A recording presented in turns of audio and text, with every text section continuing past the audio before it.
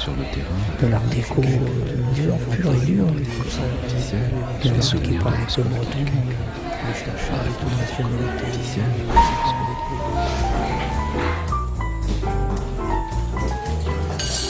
En 1931, à Paris, le restaurant Prunier commande à Mathurin Méheut un grand décor peint.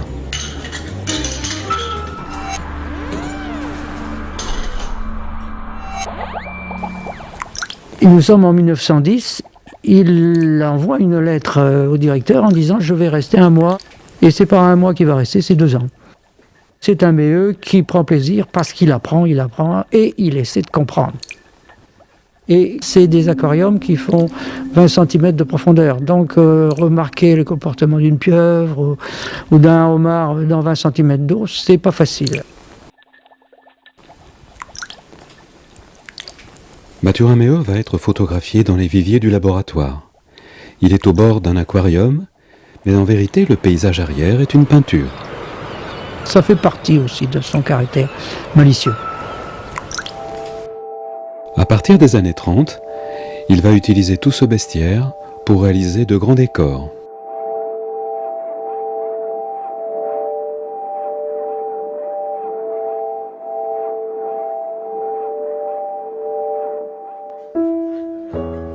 On est surpris quand même de voir ces laminaires dressés un petit peu comme des troncs d'arbres. Et derrière ces troncs d'arbres, on va voir surgir des requins, les roussettes et le hâ.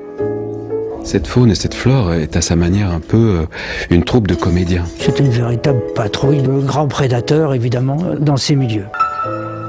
Alors, au milieu du tableau, s'il y a un milieu, mais enfin, une tache très sombre et à la fois lumineuse aussi, c'est le massif de moules qui vivent toujours accrochés au pied des laminaires et leur prédateur est là. Les étoiles sont prêtes ici à dévorer leurs moules. D'une autre façon, on a les 2 sèches représentés en plein mouvement et qui se jettent sur leur proie. C'est le crabe vert qui est très très abondant partout sur les fonds. Autre aspect de la prédation, c'est les fameux chamois. Leurs yeux rapprochés, leurs épines qui hérissent la tête, leurs nageoires pleines d'épines, leurs grosses têtes et leur corps qui s'amincit brutalement à l'arrière, les grandes bouches fendues et garnies de multiples petites dents. C'est parfaitement théâtral et destiné à être vu de loin. Dans le coin supérieur gauche du décor, les antennes de la langouste sont rabattues comme si elles en heurtaient l'angle. L'artiste en peint la seule ombre portée de toute la toile. Et puis quelque chose va nous surprendre. Dans sa composition, Mathurin Méheut installe en diagonale les espèces qu'il a pu voir dans les eaux tropicales d'Hawaï. Les encrines, ressemblant à des méduses,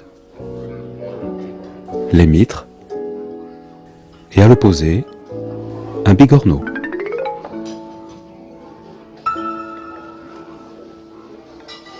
Dans le même style et les mêmes années, Mathurin Méheut invente le thème de la femme pagure. Dans lequel on va voir 2 humanoïdes. Il va trouver une coquille qui lui plaît bien. Ce sont des pagures, ce sont des Bernard l'ermite. C'est une espèce de Hawaï. C'est bien le clin d'œil d'un artiste qui a réagi d'une façon quelque peu malicieuse à la mythologie celtique dont il avait horreur. Dans les mêmes années 30, Mathurin Méheut a également peint 5 décors sous-marins pour la maison d'un ami en Normandie. Dans le premier tableau, il y a la rencontre imaginaire de l'hippocampe qui vit lui dans un herbier, donc c'est pas le cas ici, on est sur un fond rocheux.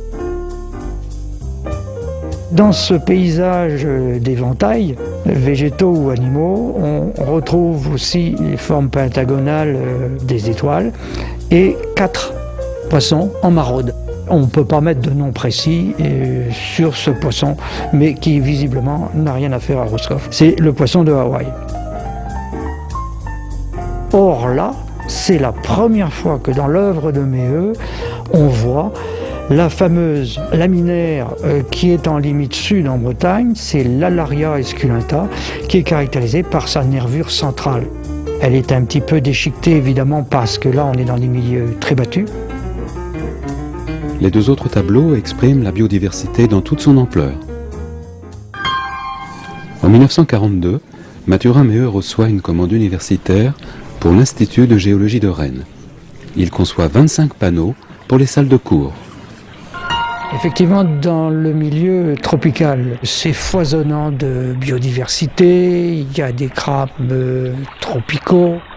Et puis le centre de la toile est curieusement occupé par un paquet de moules avec la brave étoile de mer prédatrice de ces moules, que l'on connaît bien sur nos côtes bretonnes, en milieu donc tempéré. Et puis il y a un crabe qui plaît bien à Méheut, mais qui n'a rien à faire dans un milieu tropical. Dans la faune des milieux tempérés, les seiches prédatrices ne dévorent pas un crabe vert, mais le crabe sentinelle de Méheut, le crabe qu'il a tant aimé à Hawaï. Autre fait curieux aussi, on connaît bien les roussettes depuis la faune des mers du restaurant Prunier, on sait ce qu'est une roussette. Et là, à l'Institut de géologie, en plein milieu du tableau, pour que ça se voit bien, c'est pas caché dans un coin, non, c'est en plein milieu. Il y a une roussette qui a une nageoire de trop. Alors, est-ce un trait d'humour de Méheut ou peut-être une marque d'humeur ?